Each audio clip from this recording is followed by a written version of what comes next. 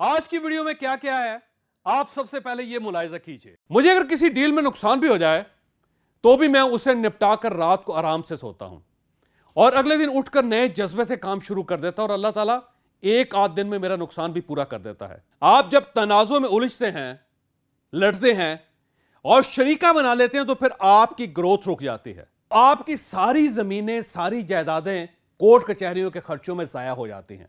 वो लोग जो मामूली लेन देन को तनाजे को झगड़ा और झगड़े को लड़ाई में तब्दील कर देते हैं, वो बर्बाद हो जाते हैं। आप अगर हर जगह लड़ते रहेंगे तो आप और आपका खानदान जिंदगी में आगे की बजाय पीछे दौड़ने लगेगा। आप खसारे में मारे जाएंगे। मैं हूं जावेद चौधरी और आप देख रहे हैं माइंड चेंजर। हमारे साथ एक साल में 10 लाख लोग जुड़ चुके हैं।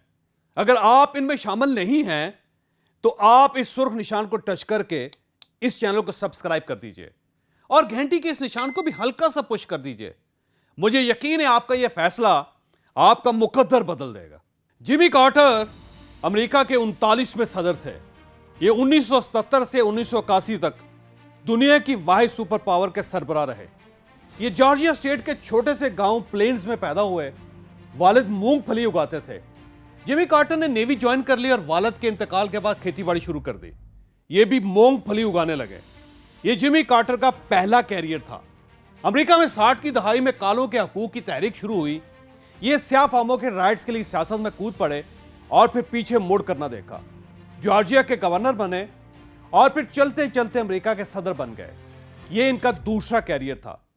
1981 में इनका सियासी कैरियर भी खत्म हो गया, मगर इस नाकामी के बाद एक तीसरे जिमी कार्टर ने जन्म लिया। इन्होंने कार्टर सेंटर के नाम से एनजीओ बनाई और माशरे की फलाह बहबूद का काम शुरू कर दिया। यह जमाना इनके सदारती दौर से कहीं ज्यादा पुरअसर साबित हुआ। इन्हें 2002 में अमन का नोबल इनाम पेश कर दिया गया। नोबल इनाम के बाद जिमी कार्टर का खिदमात का कैरियर भी खत्म हो गया और इन्हें बज़ाहिर अब रिटायर हो जाना चाहिए था, लेकिन यहां से एक चौथे जिमी कार्टर ने जन्म लिया। ये उस्ताद बन गए। जिमी कार्टर ने अपने गांव का छोटा सा चर्च पसंद किया और ये वहां संडे के दिन लेक्चर देने लगे। ये इस वक्त 96 बरस के हैं और अमेरिका की तारीख के सीनियर तरीन सदर हैं, लेकिन इनके लेक्चर्स की 2 माह कबल बुकिंग हो जाती है। चर्च में सिर्फ 30-40 लोगों की गुंजाइश है, मगर हर संडे यहां 400-450 लोग जमा हो जाते हैं और जिमी कार्टर की विजडम से फायदा उठाते हैं। जिमी कार्टर ने चंद हफ्ते पहले अपने एक लेक्चर में अमेरिका के मौजूदा सदर डोनाल्ड ट्रंप की एक फोन कॉल का जिक्र किया। मैं यहां पे आपको चंद लम्हों के लिए रोकूंगा। हमारा अगला अर्तुगल टूर 16 दिसंबर को टर्की जाएगा। आपको इस वक्त अपनी स्क्रीन पर उसकी अनाउंसमेंट नजर आ रही है। आप इसका स्क्रीनशॉट लीजिए और इसके ऊपर जो नंबर्स दर्ज हैं, आप इन नंबरों पर हमसे राब्ता कर लीजिए।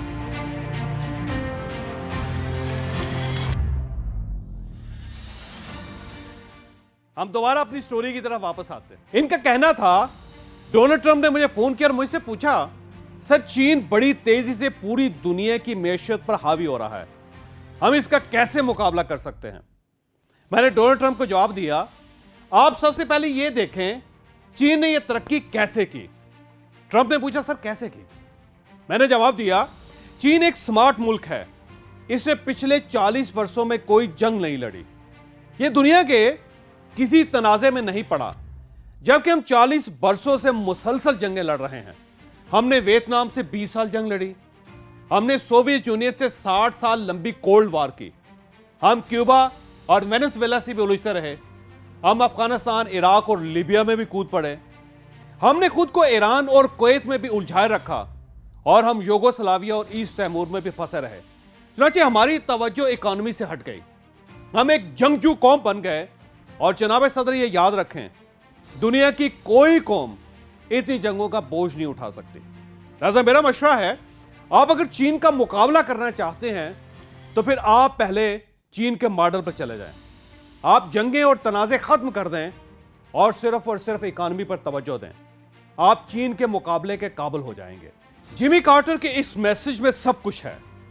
आप जब तनाज़ों में उलझते हैं, लड़ते हैं और शरीका बना लेते हैं तो फिर आपकी ग्रोथ रुक जाती है। आप अगर दुकानदार हैं तो आपकी दुकान बंद हो जाती है। आप अगर कारखानेदार हैं तो आपका कारखाना बिक जाता है। और आप अगर जमींदार हैं तो आपकी सारी जमीनें, सारी जायदादें कोर्ट कचहरियों के खर्चों में जाया हो जाती हैं। यह नुकसान अगर सिर्फ यहां तक रहे तो शायद आप बर्दाश्त कर लें, लेकिन लड़ाई झगड़े की वजह से आपके बच्चों की तालीम भी रुक जाती है। ये बचपन ही में हथियार उठाने पर मजबूर हो जाते हैं। चुनांचे ये जवानी से पहले थानों, कचहरियों और जेलों का रिज़्क बनना शुरू हो जाते हैं। मैंने अक्सर देखा है वो लोग जो मामूली लेन देन को तनाजे को झगड़ा और झगड़े को लड़ाई में तब्दील कर देते हैं, वो बर्बाद हो जाते हैं। वो और उनके खानदान रुल जाते हैं।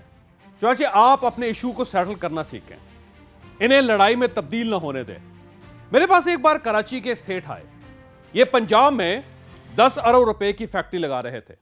इन्होंने 2 अरब रुपए में जमीन खरीदी, 1 अरब की इमारत बनाई और मशीनरी ऑर्डर कर दी। जब मशीनरी पाकिस्तान आ गई तो किसी साहब ने फैक्ट्री की जमीन पर शुफा कर दिया। केस शुरू हो गया। सेठ ने 2.5 अरब रुपए में नई जमीन खरीदी और उस पर फैक्ट्री लगा ली और इस जमीन का इशू वकीलों के हवाले कर दिया।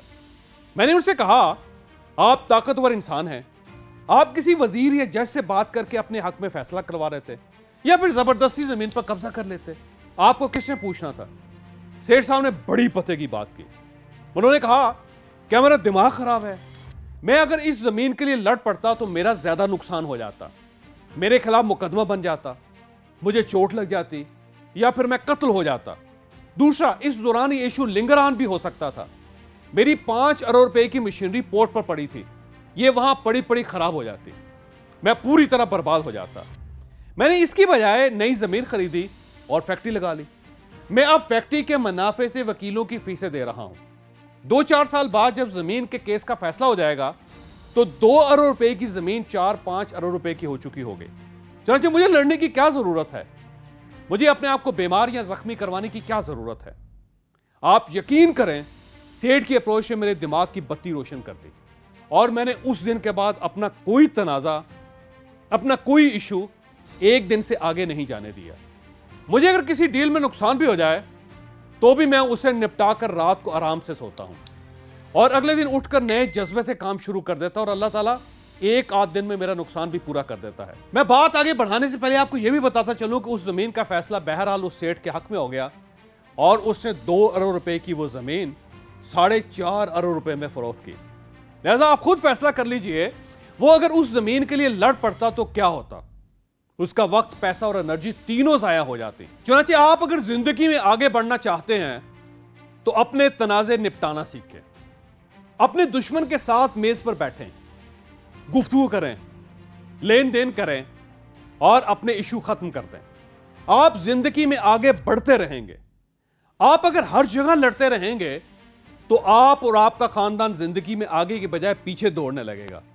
आप खसारे में मारे जाएंगे। अगर आपको यह वीडियो पसंद आई तो आप इसे किसी न किसी के साथ शेयर कीजिएगा। ये इंशाल्लाह किसी न किसी का माइंड और फिर मुकद्दर जरूर बदलेगी।